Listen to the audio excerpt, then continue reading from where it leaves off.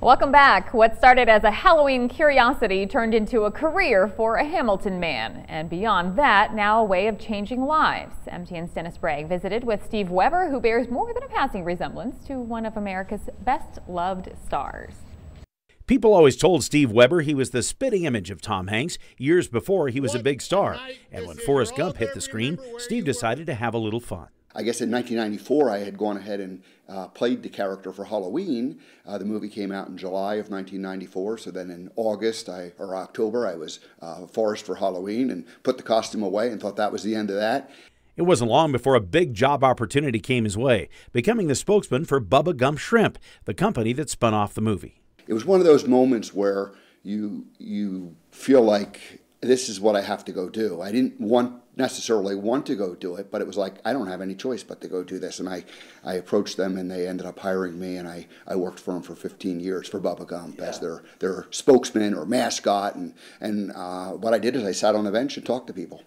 Eventually, Steve decided he had found his calling, transitioning to promote what he called gumption, becoming a motivational speaker playing Forrest all over the country, using symbols from the movie to change lives. And the three symbols and the three life lessons that I chose were the feather that comes at the beginning, and that's the opportunities that come into our life, and then the chocolate box, and that's the choices that we make, and the Nike shoe, which of course Forrest ran across America in, and that's the journey of life. And so life is nothing but a bunch of little series of chapters, which the movie was, life chapters, and then all together it's that journey of life, and that's what we all are, and that's what we're all doing. So it's just nothing but new opportunities come in, we make new choices, and we just continue the journey. Because we're not victims here, we're not powerless, we get to choose whatever, and actually, you know, there's clues, we can figure it out. When I'm driving too fast, it makes me nervous, and when my life is going too fast, it's not much fun. I want to be involved in being that help deliver that message and do it in a way that's fun, but also a way that is important, because we all have to keep changing. I'm not a smart man, but I'm going to use my imagination for good things to happen.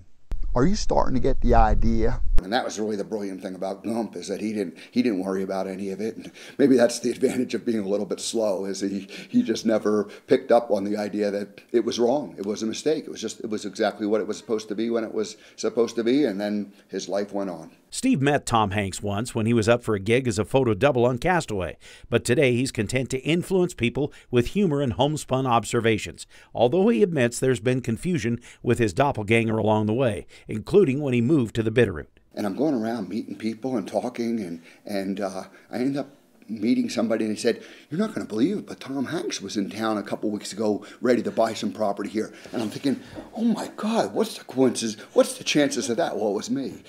In Hamilton, Dennis Bragg, MTN News.